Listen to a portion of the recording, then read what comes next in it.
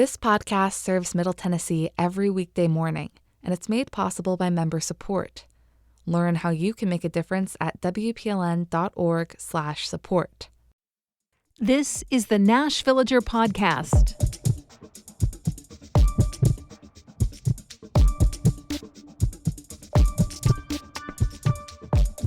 It's September 5th, 2025.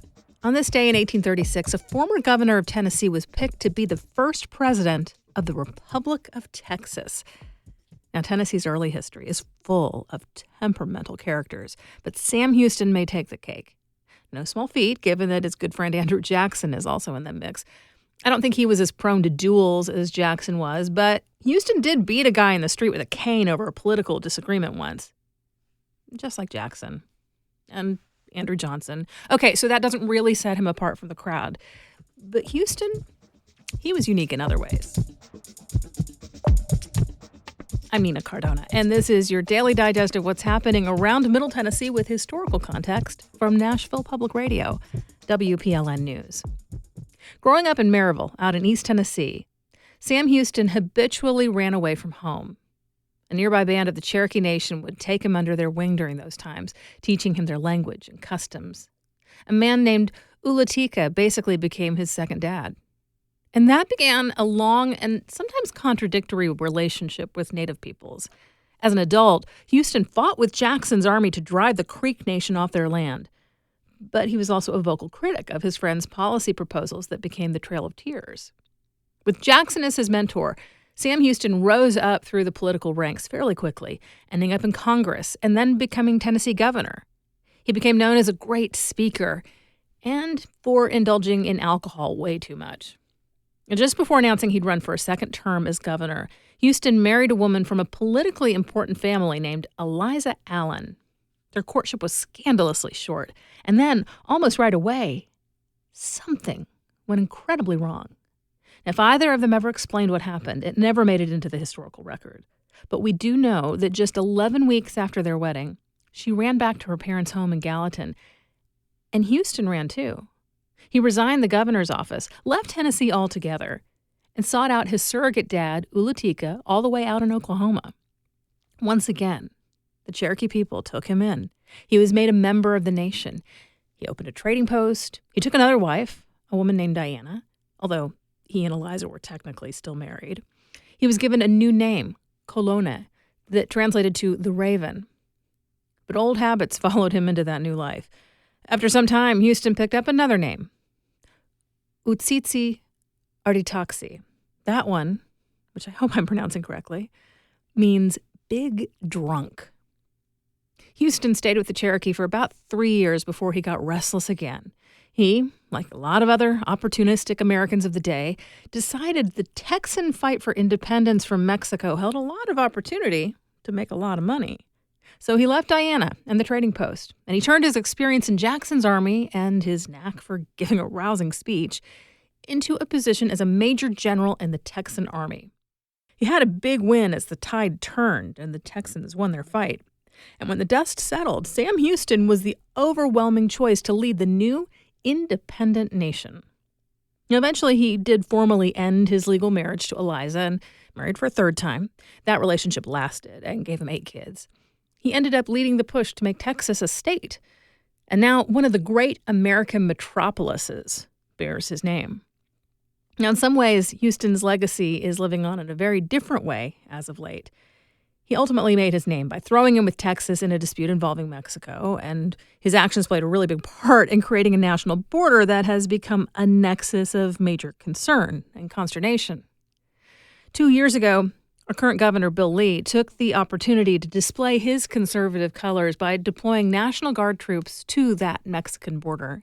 He chose to stand with Texas, as that state disagreed with the federal government about how to respond to illegal border crossings. With Donald Trump in the White House, that conflict with the feds is over. But of course, the border story is still ongoing. And the latest development has another kind of local military connection. This week, we learned that about 500 soldiers from Fort Campbell are headed that way soon. They'll be among about 7,600 troops taking part in what's being called Joint Task Force Southern Border, taking over from other units that have been there through the summer. This year, the administration has created a number of new national defense zones along the Texas-Mexico line. Members of the 101st Airborne Division will take over management of the headquarters that oversees the operation. That deployment is scheduled for October. In just a few minutes, how ICE raids are impacting a major industry just across one of Tennessee's state borders. That's coming up after the newscast.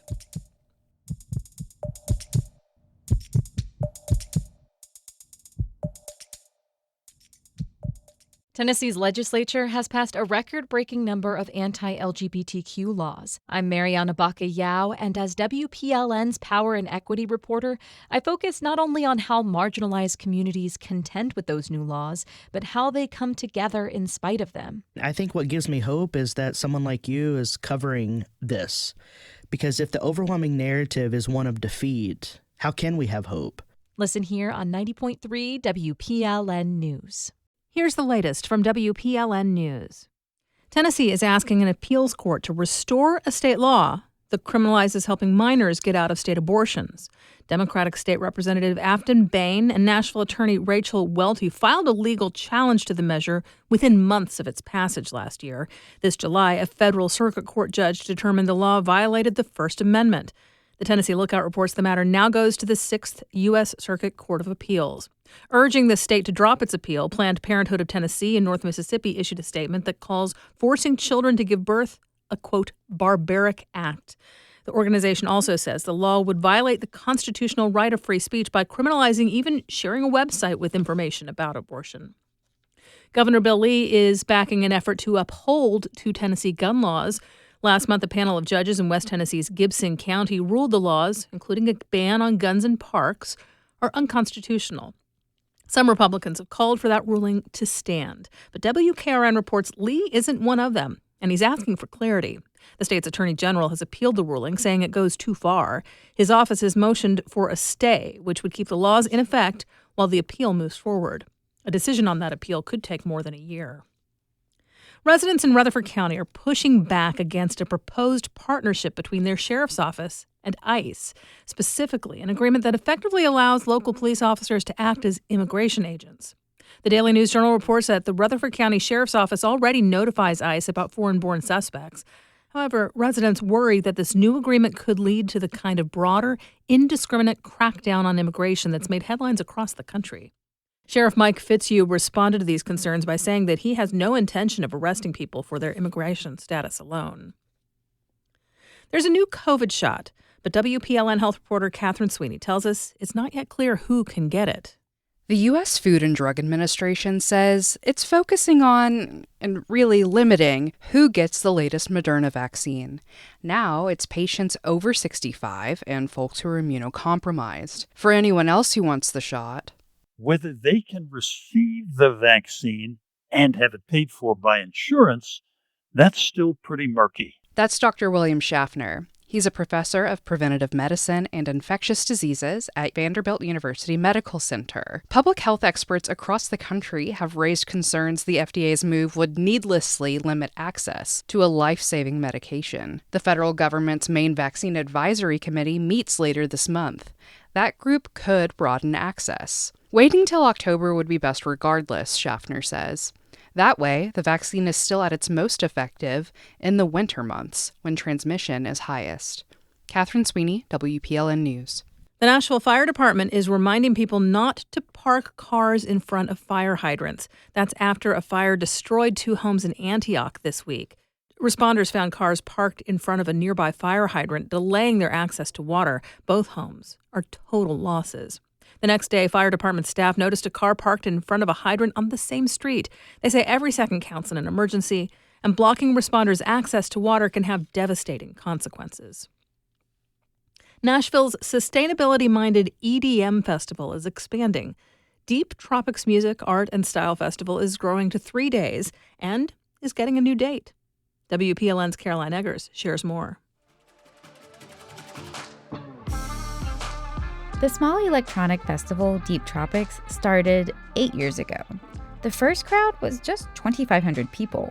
But this year, attendance ballooned to 15,000. Just weeks after the success, the festival announced some changes. It's switching to 3 days, and it'll take place over Labor Day weekend. Organizers say the festival at Bicentennial Park will still center sustainability as it grows. This year, about 94% of the stuff inside the grounds was recycled or composted. There may be more people next year, as college will be back in session. It might even be a little less hot than mid-August. And there will definitely be more music and dancing. Caroline Eggers, WPLN News. You'll find more news anytime at WPLN.org. Horse racing is a cornerstone of Kentucky culture, generating billions of dollars in the state each year. But the ongoing federal immigration crackdown is creating concerns for the industry's specialized workforce. For the Appalachia Mid-South Newsroom, Shepard Snyder has more. In June, U.S. Immigration and Customs Enforcement officers arrested more than 80 backstretch workers at Louisiana's Delta Downs racetrack. Of those arrested, only 4 had prior criminal records. Stable workers at Louisville's Churchill Downs say they're feeling the effects of the raid. Baldemar Bahina is a career horse trainer who works at the track's backstretch stables. He says fears of ICE have made it harder to find workers. It used to be so easy. A lot of people around looking for jobs before, but now you don't see too many. Maybe because they don't want to come this way, they at home. Backstretch workers groom, exercise, and maintain horses before and after each race. Bahina says they work early mornings 7 days a week. If you like it, you're welcome to work. But some people, they stop. That's why most of the kids, they go to college to get a college degree. Because they want to work 5 or 6 days a week. They want to have a day off. For many in the horse racing industry, the raid at Delta Downs shattered the assumption that the immigrant workforce it relies on would be safe. The Horsemen's Benevolent and Protective Association lobbies on behalf of 30,000 horsemen, trainers, and backstretch workers. CEO Eric Hamelback says most work on the backside of racetracks already requires some documentation. Everyone is vetted by the state and given an occupational license. So again, this is whether you're a trainer or anything else. So you go through paperwork, you fill out paperwork. Some commissions, and I can't say all, they even do fingerprints. The recent uptick in immigration raids has been a source of stress and uncertainty for people in the industry, causing some to be afraid to show up or travel for work. But Hamelback says the horses themselves are also hurt by worker shortages at racetracks. When you take care of livestock, there are duties that need to be done. There are horses or cattle that need to be taken care of. They are not a crop, that just grows in a field. Will Veely is a lawyer for the HBPA. Since the Louisiana raid, he's been busy fielding concerns from people in the industry. Much of his time involves making sure workers are legal and helping them stay in the U.S. There are trainers that are calling us saying, we saw what happened in Louisiana. We want to make sure that we can ensure that we're going to have a workforce. So we want to start doing the visa program. So this is where we put the horses that we are prepping to the sale to get them to exercise. It's actually pretty cool. The shortage is also felt at Kentucky's horse farms, where immigrants make up the vast majority of the workforce. Javier Hernandez supervises 8 grooms at Woodstock Farm outside Lexington. He says they each have around 15 to 20 years of experience, making their work invaluable. They can handle the horses, they can dewormer the horses, they can clean the stalls, they can prep the horses, they can wag the horses, they can do basically everything. Hernandez says many of his workers are now living at the farm to prevent encounters with immigration officers. There was a checkpoint just a little 5 minutes from here, so I just keep him on the farm. Don't go anywhere. If you need some groceries or you need to do anything, I can go and pick them up. Hernandez worries if the shrinking pool of workers persists, it could lead to smaller horse farms in Kentucky shutting down. Advocates say they're currently discussing how to protect the industry's immigrant workforce with federal lawmakers, including more pathways to visas. For the Appalachia Mid-South Newsroom, I'm Shepard Snyder.